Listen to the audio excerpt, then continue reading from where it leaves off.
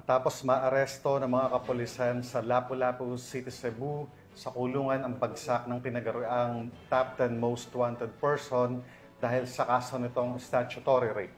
Tuloy-tuloy namang pinaigting ng kapulisan ang kanilang kampanya laban sa mga wanted person upang matiyak ang hustisya para sa mga biktima at mapanagot ang mga may sala.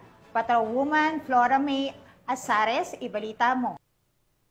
Sa kulungan ng bagsak ng top 10 most wanted person ng Central Visayas na may kasong statutory rape matapos maaresto ng kapulisan ng Lapu-Lapu City sa Purok Yellow Bell, Barangay Luok, Lapu-Lapu City, Cebu noong ika-20 ng Agosto ng taong kasalukuyan.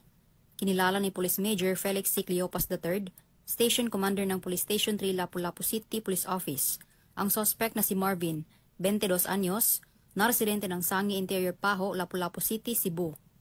Batay sa ulat ng pulisya, bandang alas 8:55 ng gabi, nang maaresto ng mga otoridad ang suspect sa bisa ng warrant of arrest para sa kasong statutory rape na inisyu ni Honorable Jose Alfonso Maliper Gomos, presiding judge ng Family Court Branch 5 FC, Lapu-Lapu City, na walang rekomendadong piyansa.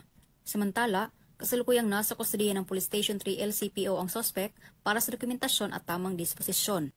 Ako po'y nananawagan sa ating komunidad na makiisa sa pagpapanatili ng kapayapaan at kaayusan sa ating lugar. Naway maging responsable tayong lahat sa pagsunod sa batas, pag-iwas sa anumang uri ng gulo o illegal na gawain at sa pagiging mapagmatyag sa ating paligid. Tandaan po natin, ang isang ligtas at tahimik na komunidad ay nagsisimula sa disiplina at pagkakaisa ng bawat isa.